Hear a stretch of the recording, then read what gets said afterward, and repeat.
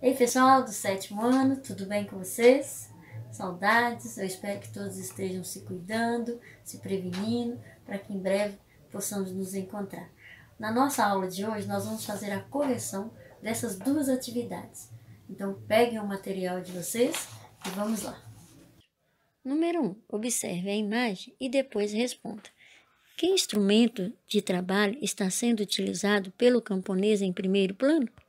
A charrua, um arado com rodas e uma relha de ferro, que permite revolver a terra mais profundamente. Letra B. Que outras inovações técnicas foram introduzidas na agricultura da Europa a partir do século XI? Rotação trienal, divisão de terra em 3 partes, deixando uma em repouso. Novo modo de atrelar o cavalo. Atrelar o cavalo ao arado pelo peito e não mais pelo pescoço. Aprimoramento e difusão dos moinhos acionados pelas forças do vento ou da água, o que tornou a moagem de grãos mais rápidas e eficiente. Letra C. A partir do século XI, muitas dessas técnicas se difundiram. Que consequências essas inovações trouxeram para a população medieval? Com a ampliação das áreas cultivadas e a difusão das inovações técnicas, ocorreu um aumento de produção de alimentos. Mais bem alimentadas, as pessoas passaram a viver mais, a ter mais filhos e as mortes por fome e doenças diminuíram. Essas mudanças foram causa e efeito do aumento da população. Atividade 2. Depois de ler o texto, responda. Letra A. Segundo o autor, de que maneira surgiram novas cidades entre os séculos XII e XIV? Justifique sua resposta utilizando um trecho do texto. Se você respondeu que, segundo o autor, as cidades foram criadas por senhores feudais ou surgiram a partir dos pontos de comércio, a ideia está mais evidente no seguinte trecho. Algumas eram de iniciativa senhorial, para poder taxá-las. Outras nasciam de um entreposto comercial ou de um mercado rural. Consideramos, então, correta a resposta. Letra B. Que obrigações os moradores tinham no caso de sua cidade estar localizada nas terras de um nobre? Deveriam pagar impostos e prestar serviços gratuitos, como consertar estradas e pontes. Letra C. Que meios os habitantes das cidades usaram para romper com essas obrigações? Os habitantes das cidades buscaram se libertar dessas obrigações por meio de revoltas e por meio de compra de cartas de franquia, documentos que lhes concediam o direito de administrar a cidade. Atividade 3. Preencha a ficha a seguir sobre as cruzadas.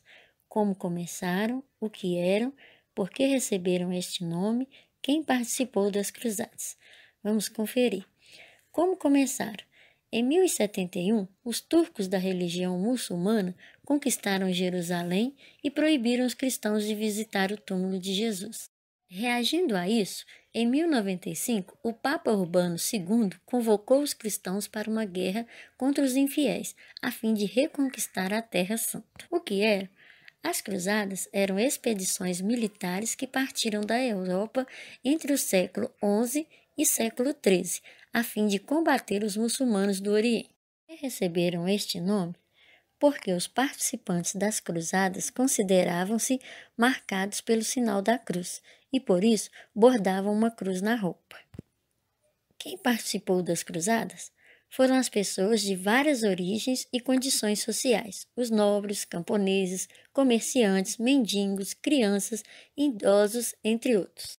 Atividade 4. A Grande Peste foi uma devastadora epidemia que atingiu a Europa e matou aproximadamente um terço da população entre 1347 e 1350. Letra A. Quais foram as principais causas do avanço da epidemia? A falta de higiene e as sucessivas crises de fome decorrentes do aumento da população europeia e da diminuição da produção agrícola. Letra B. Quais foram as primeiras regiões atingidas pela doença?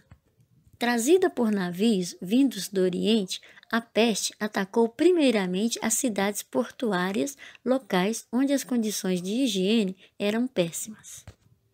Letra C. Como a doença era transmitida?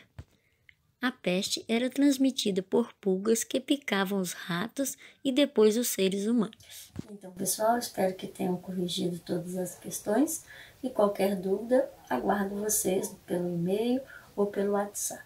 Um abraço e até a próxima.